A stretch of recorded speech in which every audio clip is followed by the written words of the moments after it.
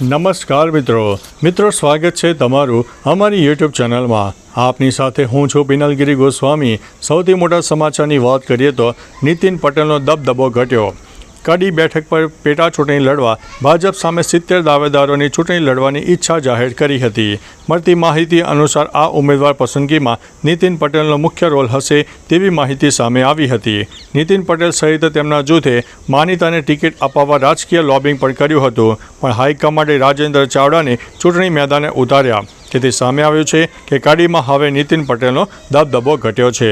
મિત્રો, અન્ય મહત્વના સમાચારની વાત કરીએ તો સંસદનું ચોમાસું સત્ર 21 જુલાઈથી 12 ઓગસ્ટ સુધી ચાલશે। સંસદનું ચોમાસું સત્ર 21 જુલાઈથી 12 ઓગસ્ટ 2025 સુધી ચાલવાનું છે। મંત્રી રિજ્જુએ આ માહિતી આપી હતી। રિજ્જુએ કહ્યું છે કે સંરક્ષણ પ્રધાન રાજનાથસિંહની અધ્યક્ષતાવાળી સંસદીય બાબતોની કેબિનેટ સમિતિએ આ તારીખોની ભલામણ કરી છે। વિરોધ પક્ષોના નેતાઓ સરકાર પાસે ઓપરેશન સિંદૂર અને પહેલગામ આતંકવાદી હુમલા પર ચર્ચા કરવા માટે વિશેષ સત્ર બોલાવવાની માંગ કરી રહ્યા છે। મિત્રો, અન્ય મહત્વના સમાચારની વાત કરીએ તો હાઉસફુલ 5 એ રિલીઝ પહેલાં જ 100 કરોડથી વધુની કમાણી કરી છે। હાઉસફુલ 5 એ રિલીઝ પહેલાં 100 કરોડથી વધુનો વ્યવસાય કર્યો છે।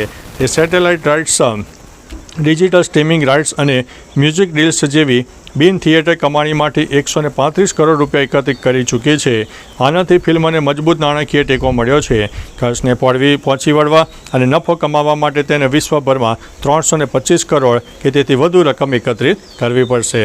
મિત્રો, અન્ય મહત્વના સમાચારની વાત કરીએ તો પાકિસ્તાની સેના અને આતંકીઓ વચ્ચે અથડામણ, 14 આતંકવાદીઓના મોત થયા છે। પાકિસ્તાની સુરક્ષા દળે અફઘાનિસ્તાનની સરહદે આવેલા આદિવાસી જિલ્લામાં 14 આતંકવાદીઓને ઠાર માર્યા છે। ISPR દ્વારા જારી કરેલા એક નિવેદન અનુસાર 2 થી 3 જૂન 2025ના રોજ આતંકવાદીઓની હાજરી અંગેની માહિતીના આધારે સુરક્ષા દળોએ ઉત્તર વજીરિસ્તાન જિલ્લાના દત્તા ખેલમાં ગુપ્ત માહિતી આધારિત કાર્યવાહી શરૂ કરી હતી। મિત્રો, અન્ય મહત્વના સમાચારની વાત કરીએ તો મહેસાણામાં સસ્તા અનાજની દુકાનો બંધ। ગુજરાત ફેર પ્રાઇસ એસોસિએશન રાજ્યભરમાં સસ્તા અનાજની દુકાનોને લઈને હડતાલનું એલાન કર્યું હતું। મહેસાણા જિલ્લાના સસ્તા અનાજની દુકાનોના સંચાલકો હડતાલ પર ઉતરી ગયા હતા। હડતાલ થતાં અનાજની વિતરણ વ્યવસ્થા ખોરવાઈ ગઈ હતી। એસોસિએશને 30 મેના રોજ મુખ્યમંત્રીને પત્ર લખીને 8 માગણીઓની રજૂઆત કરી। તેમાં અનાજ વિતરણમાં મિનિમમ 1% મુજબ માલઘટ ઓનલાઈન પર મંજૂર કરવાની માંગ કરી છે। મિત્રો, અન્ય મહત્વના સમાચારની વાત કરીએ તો પાલિકાની મંજૂરી વિના જ ઓપરેશન સિંદૂર સર્કલ બની ગયો। સુરતમાં પાલિકાની મંજૂરી વિના જ કોઈ ઓપરેશન સિંદૂર સર્કલ બનાવી દેતા વિવાદ થયો છે। આ ઓપરેશન સિંદૂર સર્કલ સાંદેર વિસ્તારમાં બનાવવામાં આવ્યું છે। આ સર્કલના અનેક વિડીયો વાયરલ થયા હતા। જોકે હવે સાંસદે ખુદ પત્ર લખીને ઓપરેશન સિંદૂર સર્કલ તૈયાર કરવાની માંગ કરી છે। ભારતીય સેનાએ કરેલી કામગીરીનો શ્રેય લેવા માટે અનેક નેતાઓ તલપાપડ છે, જેનું ઉદાહરણ સુરતમાં જોવા મળ્યું છે। મિત્રો, અન્ય મહત્વના સમાચારની વાત કરીએ તો રથયાત્રા પહેલાં જળયાત્રાનું આયોજન। અમદાવાદમાં દર વર્ષની જેમ આ વખતે પણ ભવ્ય રથયાત્રાનું આયોજન કરવામાં આવી રહ્યું છે। આ રથયાત્રા પહેલાં જળયાત્રાઓ યોજવામાં આવે છે। સામે આવેલી માહિતી અનુસાર આ જળયાત્રા માટે ગૃહ રાજ્યમંત્રી હર્ષ સંઘવીને આમંત્રણ આપવામાં આવ્યું છે। આ જળયાત્રામાં 108 કળશમાં સાબરમતી નદીનું પાણી લાવવામાં આવે છે અને તેને મંદિરમાં મૂકવામાં આવે છે। 108 કળશમાં લાવેલા પાણીથી ભગવાનનો જળાભિષેક કરવામાં આવે છે। મિત્રો, અન્ય મહત્વના સમાચારની વાત કરીએ તો કડી વિસાવદર પેટા ચૂંટણી, ભાજપે સ્ટાર પ્રચારકોની યાદી પણ જાહેર કરી છે। કડી અને વિસાવદર વિધાનસભાની પેટા ચૂંટણીને લઈને ભાજપે સ્ટાર પ્રચારકોની યાદી જાહેર કરી છે। ભાજપે બંને બેઠકો પ્રચાર માટે કુલ 40 સ્ટાર પ્રચારકોની યાદી જાહેર કરીને તેમને મેદાનમાં ઉતાર્યા છે।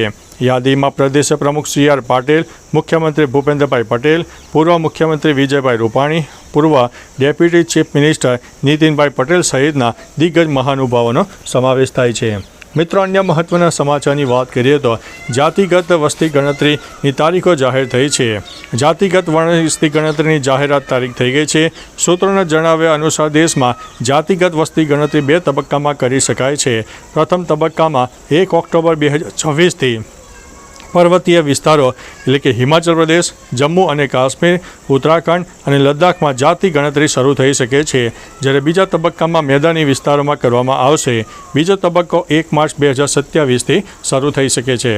મિત્રો, અન્ય મહત્વના સમાચારની વાત કરીએ તો RCBની જીત, ચાહકોનો ક્રેઝ, પોલીસનો લાઠીચાર્જ। આરસીબીની જીત બાદ બેંગ્લોરમાં ક્રિકેટ ચાહકો તેમની ટીમ માટે જબરજસ્ત ક્રેઝ દેખાયો છે. Karnataka state cricket association Chinnaswamy stadium ખાતે આરસીબી ટીમ માટે એક સન્માન સમારોહનું આયોજન કર્યું. આવી સ્થિતિમાં મોટી સંખ્યામાં લોકો સ્ટેડિયમની બહાર પહોંચી ગયા હતા. લોકો સ્ટેડિયમની વાડ અને દિવાલો પર ચડી ગયા હતા. આવી સ્થિતિમાં પોલીસે ભીડને કાબૂમાં લેવા માટે લાઠીચાર્જ પણ કર્યો હતો. મિત્રો, અન્ય મહત્વના સમાચારની વાત કરીએ તો રાજકોટમાં વિવાદાસ્પદ કિસ્સો સામે આવ્યો છે. રાજકોટમાં એક કિસ્સો પ્રકાશમાં આવ્યો. રાજ્યસભાના સાંસદ રામભાઈ મેકરિયાએ રાજકોટ ટોલમાર્ક વિભાગમાં ચાલતો ભ્રષ્ટાચાર ખુલ્લો પાડ્યો હતો અને એક નાગરિકને ન્યાય અપાવ્યો હતો. સરકારી અધિકારી દ્વારા ગેરકાયદેસર રીતે 25,000 રૂપિયાનો તોડ કરવામાં આવ્યો. આ ઘટના બાદ રામભાઈ મોકરિયા દ્વારા જાહેર કરવામાં આવેલી પ્રેસ નોટ અને તેમની કાર્ય પદ્ધતિએ રાજકોટના રાજકારણમાં ભારે હડકંપ મચાવી દીધો છે. મિત્રો, અન્ય મહત્વના સમાચારની વાત કરીએ તો IPL 2025 મેટ્રોમાં 15 લાખથી વધુ લોકોએ મુસાફરી કરી. અમદાવાદના નરેન્દ્ર મોદી સ્ટેડિયમમાં IPLની ફાઇનલ મેચ જોવા માટે લાખો લોકો પહોંચી ગયા હતા. મેચ દરમિયાન ટ્રાફિક જામ અને પાર્કિંગની સમસ્યામાંથી મુક્તિ મળે તે માટે મોટી સંખ્યામાં લોકો મેટ્રોનો ઉપયોગ કર્યો. સામે આવેલા આંકડા અનુસાર 9 મેચ દરમિયાન મેટ્રોમાં 15 લાખથી વધુ લોકોએ મુસાફરી કરી. એટલું જ નહીં, અમદાવાદ મેટ્રોને માત્ર 9 દિવસમાં 2 કરોડથી વધુની પણ આવક થઈ છે. મિત્રો, અન્ય મહત્વના સમાચારની વાત કરીએ તો આરસીબીની ટીમ ચિન્નાસ્વામી સ્ટેડિયમ તો પહોંચી ગઈ હતી. IPLની જીતની ઉજવણી માટે ચિન્નાસ્વામીની બહાર આરસીબીના ચાહકોની મોટી ભીડ એકઠી થઈ ગઈ.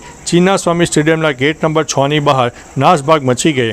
આરસીબીની જીતનો જશ્નનો માહોલ શોકમાં ફેરવાઈ ગયો.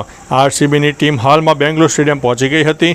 બેંગ્લોરમાં સ્ટેડિયમની બહાર થયેલી નાસભાગમાં 50થી વધુ લોકો ઘાયલ થયાના અહેવાલ છે અને 3 લોકોના મોત થયા હોવાના અહેવાલ છે. તો ચાલો મિત્રો, ફરીથી દેશ અને દુનિયાના સુપરફાસ્ટ સમાચાર લઈને મળતા રહીશું. ત્યાં સુધી અમને રજા આપશો. નમસ્તે.